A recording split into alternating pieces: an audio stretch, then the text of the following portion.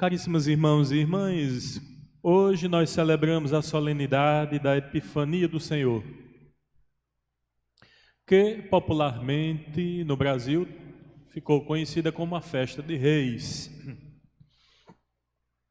Como disse no início da celebração, é o Natal dos orientais. Celebram com todo júbilo e pompa e alegria essa festa de hoje. O Senhor é esta luz que ilumina as nações. Como nos diz o profeta Isaías, né? Chegou a tua luz e apareceu sobre ti a glória do Senhor.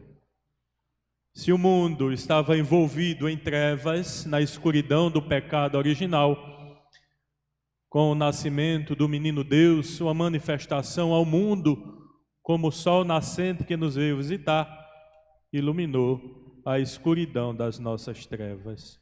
Então assim, o povo que andava nas trevas vislumbrou uma grande luz. Levanta-se os olhos de todos aqueles que esperavam a salvação. O Senhor vem trazer sua riqueza além-mar. A riqueza que o Senhor nos dá é justamente poder nos tornarmos de novo filhos nele, no Filho. Então nós vemos esta bela passagem do profeta Isaías, né?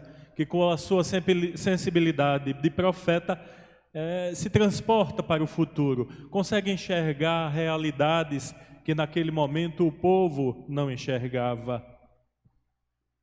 E assim vemos essa menção, não é, aos magos que vêm trazer ouro, incenso, não é, mirra também.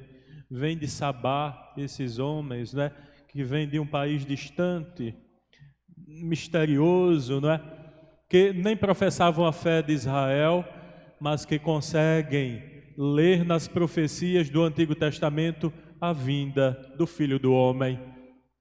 O Senhor que virá como um Filho do Homem e que implantará o seu reino na terra, e o seu reino não terá fim, não se dissolverá. Com cetro de ferro governará o universo. E assim nós temos essa bela resposta do Salmo 71, que é um salmo, podemos assim dizer, com um sentimento natalino, não é? Nos seus dias, né? Na plenitude dos tempos, né? Vai florir a justiça e vai habitar uma grande paz até que a lua perca o brilho, né? E virão estes, né, trazer os seus presentes, oferecer oferendas e tributos. Os reis de toda a terra, nos magos, como que se dobram diante do Filho unigênito de Deus. O céu e a terra e os abismos, né, se curvam diante do nascimento do menino Deus, o menino luz, que vem nos visitar. E que nós temos no prólogo de São João, não é, uma imagem tão bela, não é? Deus que arma a sua tenda de forma definitiva no meio de nós. Deus quer armar a sua tenda. Deus não quer mais, não é, estar distante do seu povo. Deus faz morada permanente no nosso meio, por meio de Jesus Cristo, que nos revela a face de Deus, a face do Deus de Abraão, de Isaac e de Jacó, a sua face paterna. Nós podemos chamar a Deus de Pai. E assim, com o nascimento do menino Jesus, ele vai libertar todo indigente que suplica, todo pobre que ninguém quer ajudar, não é? Os pobres de Yahvé, os Anauim. Vai de pena do indigente e do infeliz, e a vida daqueles que são humildes será salva. Então nós vemos aqui, não é, de forma tão bela neste salmo, tudo que vai acontecer e tudo que aconteceu com o nascimento do menino Jesus, não é? E assim, como a segunda leitura nos diz, São Paulo, os pagãos serão admitidos a esta mesma herança de se tornarem filhos e filhas de Deus. Então a ida dos magos até Belém, não é, já é a prefiguração desta leitura de São Paulo, não é, aos Efésios. Os pagãos, não é, são admitidos à mesma herança, vão fazer parte de um mesmo corpo místico que é a igreja. E por isso nós vemos nos Atos dos Apóstolos, né, a conversão dos pagãos. Paulo que é escolhido para levar essa mensagem de esperança e salvação para o mundo pagão. E assim acontece. Então já não há mais distinção de pessoas. Não é mais judeu nem grego, escravo ou livre, não é? Todos vão poder participar desta mesma herança. Todos irão fazer parte deste corpo que é a igreja.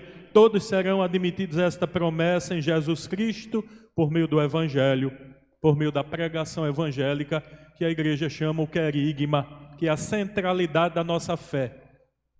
A paixão, morte e ressurreição do Senhor.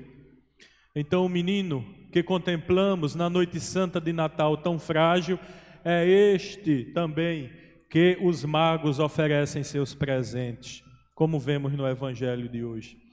A vinda desses homens, como eu disse na carta aos Efésios, podemos enxergar, não é, que a vinda desses magos até Belém mostra que a salvação é para todos. Deus não faz distinção de pessoas. E nós vemos que toda Jerusalém fica perturbada, Herodes angustiado. Por quê? Aqueles homens querem saber aonde está o rei de Israel. Por isso, de forma tão simples, vão até o palácio de Herodes. É no palácio, não é? É no palácio que mora o rei. Mas só que o palácio do menino Jesus naquela noite santa era manjedoura. Era a manjedoura, não é? Os magos são iluminados por essa luz da estrela. A estrela os leva até Belém, não é? Nos levam até o menino Deus. E é bem interessante que quando os magos estão, não é, no palácio, eles perdem de vista a estrela. Por quê? Herodes simboliza o mal, o maligno, aquele que quer atrapalhar os planos de Deus, né? Mas quando os magos saem do palácio de Herodes, eles vislumbram a estrela e têm uma grande alegria. De novo, a luz que os trouxe do seu país até Jerusalém, os conduzirá mais alguns quilômetros até Belém para contemplar e adorar o menino Jesus. Vemos nos presentes que os magos trazem, nós vemos quem Jesus Cristo é e qual sua missão. Jesus Cristo é Deus, eles oferecem o incenso, só a Deus se oferece a fumaça do incenso. Ele é rei, mas não como o entendimento e a mentalidade do mundo, não um reinado temporal, mas um reino eterno. Como nos diz a profecia de Daniel, que como filho do homem descerá do céu e implantará seu reino aqui na terra, e o seu reino não terá fim.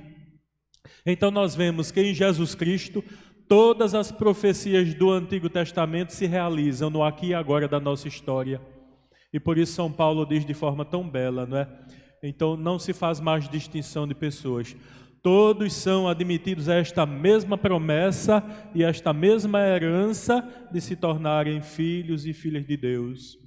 E por fim, o último presente, a mirra, uma mistura de óleos e perfumes que os judeus costumavam fazer para ungir aqueles que iriam ser sepultados, aqueles que morriam, né? E nós vemos que as mulheres preparam esse bálsamo para ungir o corpo de Jesus, né? Maria Madalena volta depois, porque não deu tempo por causa da Páscoa, não é? Mas nós vemos que era costume.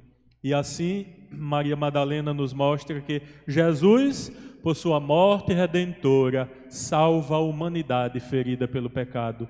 Por isso, os magos também trazem mirra.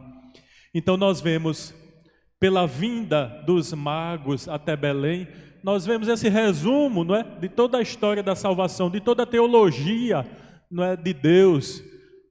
Vemos no menino Jesus o Filho de Deus, da mesma essência de Deus. Vemos o Filho de Deus que é rei, reina na cruz, é na cruz que ele está sentado, é o seu trono de glória. E vemos também que ele salvará e vai redimir a humanidade, não é? mas o seu corpo, como nos diz o Salmo 15, não verá corrupção. Seu corpo não verá corrupção. Descerá à mansão dos mortos para resgatar todos os justos que estavam aguardando a salvação. Assim como nós rezamos e professamos a fé no credo, que Jesus desce à mansão dos mortos para redimir e salvar a todos os justos. E assim, por meio da sua morte redentora, nós nos tornamos filhos no Filho. Então, por isso, vemos essa ligação íntima, não é, da encarnação com a redenção. Olhamos o menino Jesus no presépio, envolto em panos, mas também vemos nele a cruz. Vemos ele enfaixado, envolto em panos, mas também conseguimos enxergar nele também a cruz que carregou por causa dos nossos pecados. Grande mistério de amor, um grande mistério. Então, contemplando a manjedoura, contemplamos também sua paixão e morte e ressurreição. Todos esses mistérios, não é, se resumem, podemos assim dizer, nos presentes que os magos trazem, não é, e que nos mostram. E por isso fomos salvos, libertados, não é, fomos redimidos por Cristo. E vemos que após oferecer seus presentes, são avisados em sonho. Deus se revela também em sonhos aos seus, não é? Nós vemos que os magos são avisados em sonho para que não voltem a Herodes.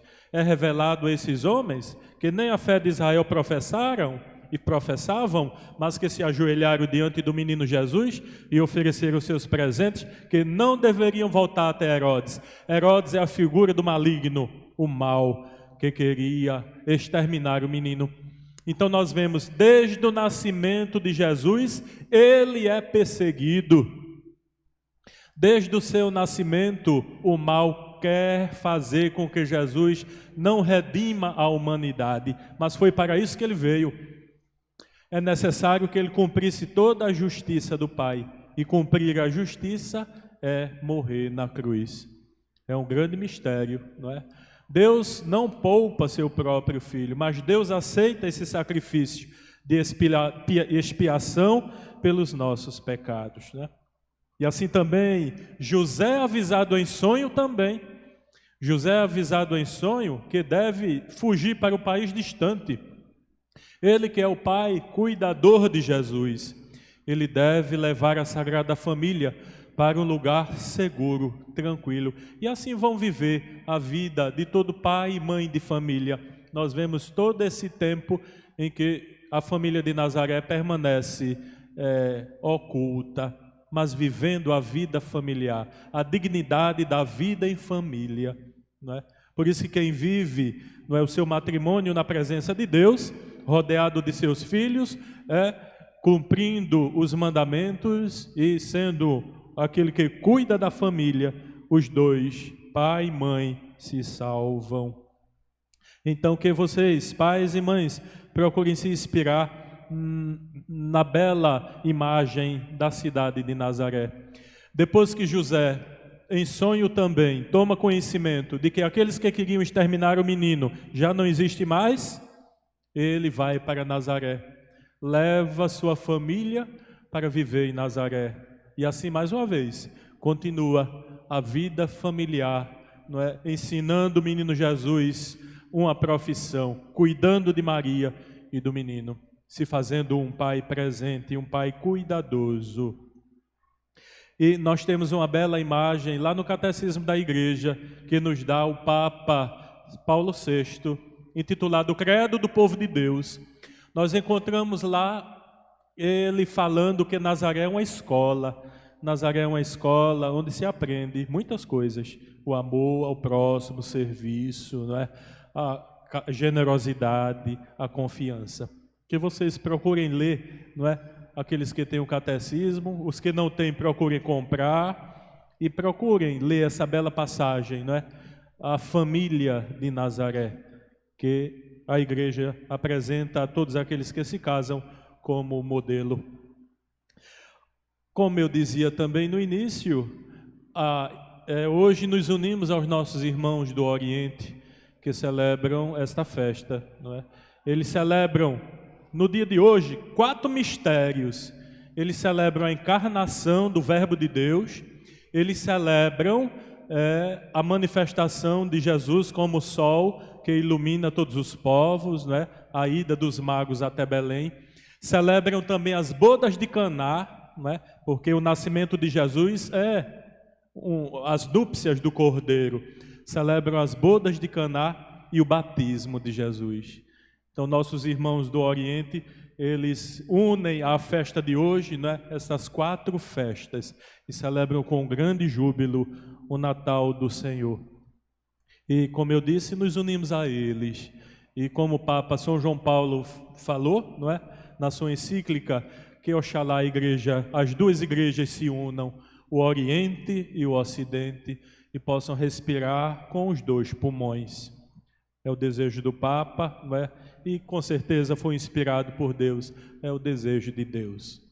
Então, que todos nós, meus irmãos e irmãs, celebrando hoje a Epifania do Senhor, que todos nós possamos também nos colocar diante do Senhor em adoração e oferecer. Não se precisa mais oferecer ao menino Deus ouro, incenso e mirra. Não precisa. Mas que possamos oferecer a nossa vida. Tudo que somos e temos, né? Tudo que somos e temos, tudo que queremos e desejamos, que ofertemos como um verdadeiro presente, uma ação de graças ao menino Jesus. E que ele possa permanecer conosco ao longo de todo esse ano, que é um mistério para nós, né? Esse ano está apenas iniciando, é um mistério para nós, que Deus possa realizar coisas boas. Com certeza, melhores do que o ano passado serão nesse ano de 2022, né? Então, peçamos esta graça para todos. Louvado seja nosso Senhor Jesus Cristo. Para sempre seja louvado.